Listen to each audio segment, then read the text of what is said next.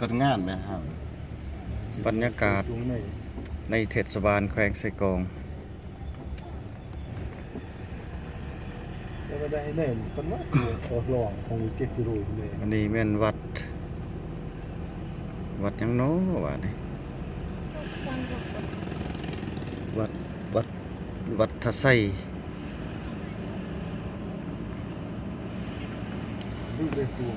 เส้นทางนี้ไปใส่ก็คือว่าไปขัวเส้นทางนี้ไปสะพานไปขัวเนาะ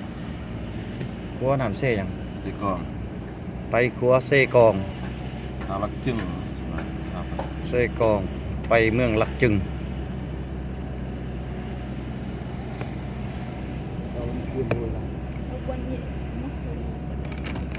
ว้าจุ่มติ๊ก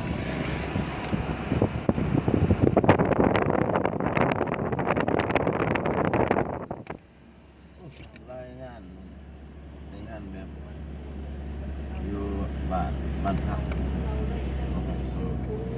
นี่ก็ได้แล้วนะนี่ตัวนั้นยี่ตัวนี้จุ่มใหญ่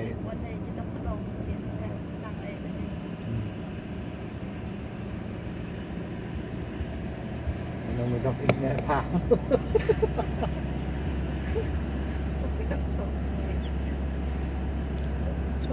มันได้ลองให้ทางตัวพวกทีมงานสายเลาะดวงเดินรุ่งเลยเส้นทางงามเส้นทางเวลาโครงการในรุ่งว่าแต่ว่านั่นคือรุ่งอีดูดวงรุ่งว่าสมบูรณ์ตัวยังไปเที่ยวลำดอแล้วก็อะไรมันราชการตัวโจโทษยันลงทางบ่จักโทรนำเลยไม่ใช่ลงทางบ่จักสิว่า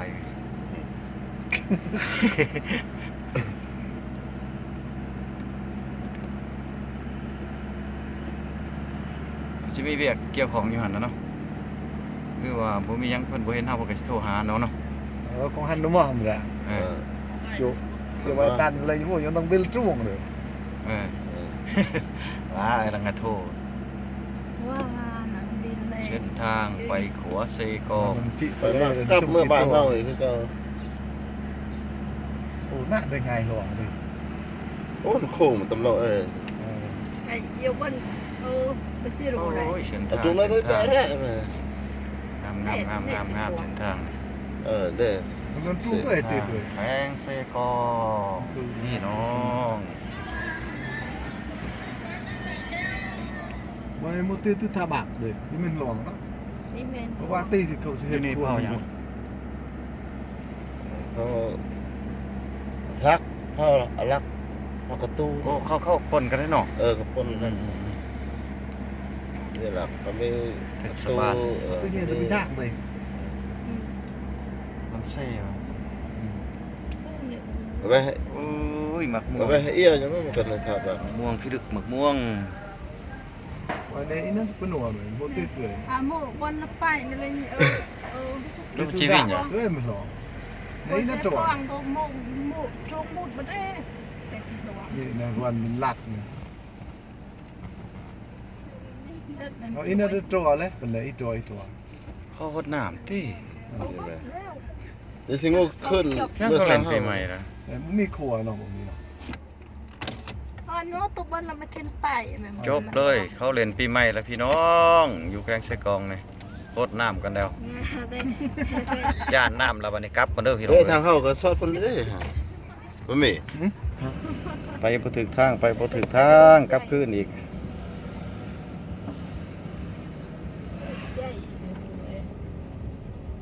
ไม่ได้รับไปวิทย์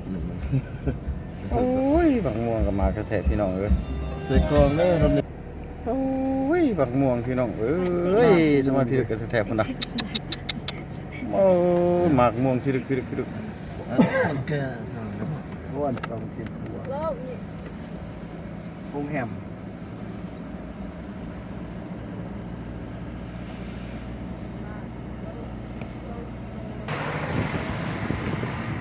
ไปลาว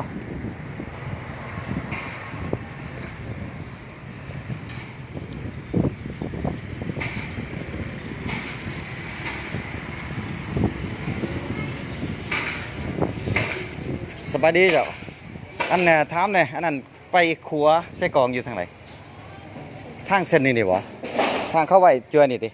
นี่ทางตัวนี้บ่มันมีทางหลวงทางไงบ่โอ้พระเจ้าเอาเข้าใจเด้อ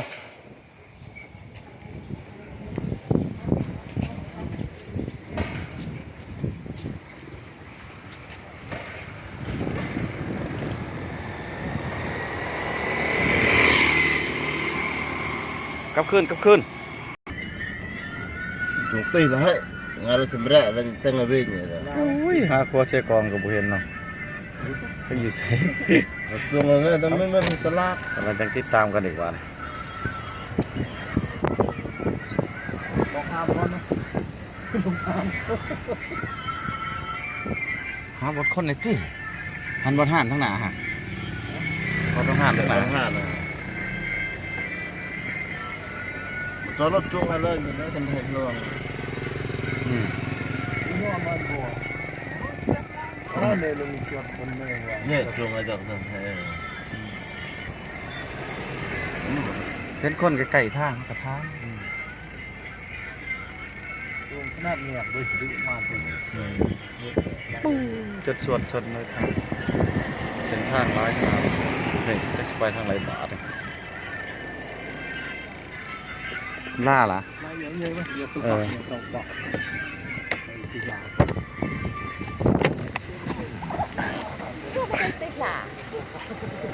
ทางลอก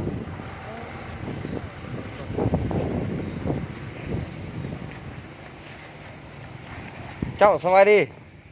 อันนั้นอยากอนุญาตถามทางไปครัวอยู่ไสเนาะครัวใส่กล่องไปทางตัวนี้ดิ ครับโกลาไปบุรี บอก อันนี้ เจ้าเอาขอบใจ ครับต่อเลย เจ้า แยกก็มันแยกไม่ว่ากลาไปว่ากันแล้วธนาคารกลาบุรี เจ้า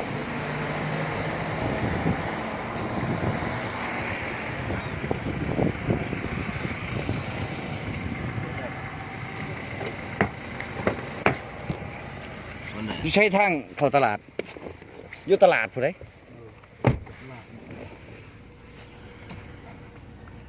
เฮ้ยมันได้ ถูกจักถูกตัวใดถูกตัวนี้นี่ตลาด Xe tà lạt, cháu có tham tà lạt. โอ้ตลาดจักแล้วเขาก็บ่จักอยู่ใส่ก็สิแม่นตัวนี้นี่บ่จัก เขาบอกว่า บ่เข้าก็บ่จักบอกเขามันหลายแยกหลายทางบอกเขาก็บ่จักคือเก่าเลยดอกค่อยก็บ่จักบอกเราเพียงแต่ถามเขาต่อเลยเขาตลาดเลยเหรอวะ Đây là thăm em. บอกเราก็บอกละเอียดอยู่ดอก Đây thăm này. Cho chốt bên này. หนึ่งเป็นในสายเนี่ยว่าตลาดเอ้ย À. จอนี่รูปนี่มาจอแถวนี้นี่แม่ช่วงน่ะ ตลาดแน่นบ่ตลาดต้องมีอันหนอก เข้าตลาดแล้ว นี่ นี่แม่นตลาดเนี่ย Đây là con mới cùng đấy. ไม่ตลาดยัง มันมีทางอีกบ่นี่ Ủa là nó là thằng. เขาตลาดแล้วก็ถามเพิ่นว่ามีแม่นตลาดนี่ แม่นแล้วตลาดใส่กองพี่น้องตลาดใส่กอง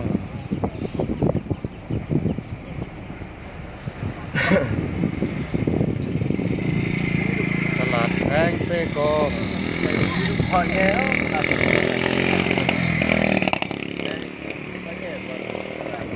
Này. Thôi vậy. อันที่ Đấy giống là sale nằm này đấy. Này nằm là tê tum này. Nó vấn đề mà vấn đề. นี่ว่าจ้า Ở thang tôi này là cái sự về.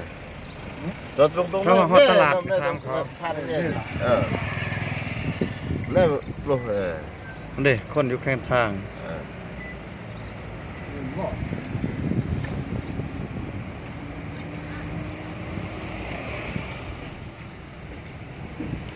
Họ nói khá là trường tự. จุงได้เลย trung lên đập cái nền trung cái kệ คือไอ้นู้นมันใส่เข้มข้นอะไรนะครับจังเอี่ยวมาแต่เลยจุงเลย nơi nào đâu thứ năng của nó có chi là nọ người đâu ว่าน้องว่าอย่าตำรวจนะเอาเตาต้องหังอะไรนี่ลามมานี่ทั้งหมดเชียงรถก่อนเลยตามเขา ใส่ทั้งไปครัวใส่กล้องเลย นี่ไปเรียวครัวมันจะมีแยกตรงนั้นเนาะแยกขึ้นมาเนี่ยมันเรียวครัวแหละไปทอดเลย ขอบใจ chạy thôi เบอร์นี้แล้วสิหอดคักเนาะรถอิงกันโรยจังวะ มาหันให้เป็นดักเลย บ่ว่าท่านระบองก็หลายแง่เข้าก็สิบ่จักเฮาก็ถามไปเราก็บ่ให้ถามไปจังฮู้แล้วอะ ก็แม่นคำเล่านะบอกวันเดียวเฮาบ่จักติเนาะหลายซอยได้ mình lại nọ Ừ. lại sền lại lại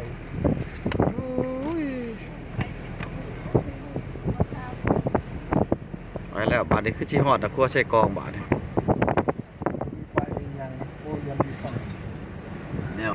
nên trung đây mình tay lót trung lắm nó mà chi vinh lời trung này mình lát ít bò lát hay để thế ทางนี้เฮามาแล้วติ เป็นกับพวกฮะ ทางนี้มาแล้วบ่ บ่เอามาทางผม บ่คือกันเนาะ โอ้ยแกงใส่กองเฮ็ดเช่นแล้วบัดนี้ บอกให้ไปทางตอนนั้นเลยสิวัดพี่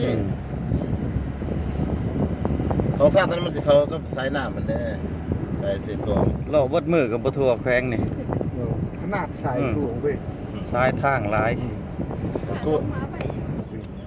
lúc lòng nền ở đà đây คือสิแม่นดะบัดนี้พี่น้องเอ้ยคือสิแม่นดะบัดได้เห็นดะบัดนี้ đi chụp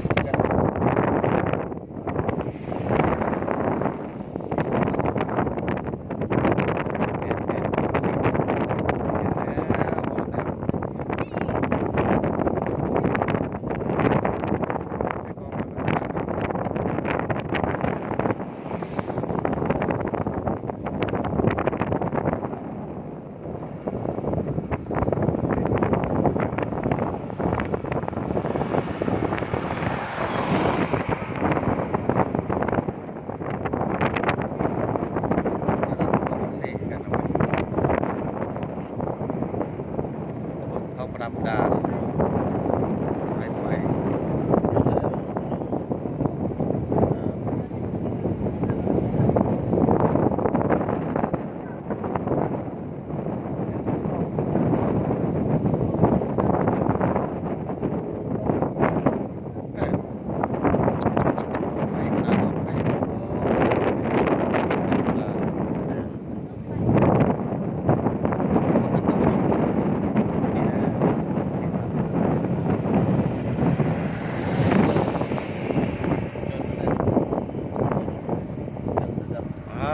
อย่ามาหอดจอดเทิงละบาทนี่พี่น้องลงเบิ่งวิวบาทนี่ มันวิวมาดิ มาชมวิวบาทนี่น้ำเสกองพี่น้อง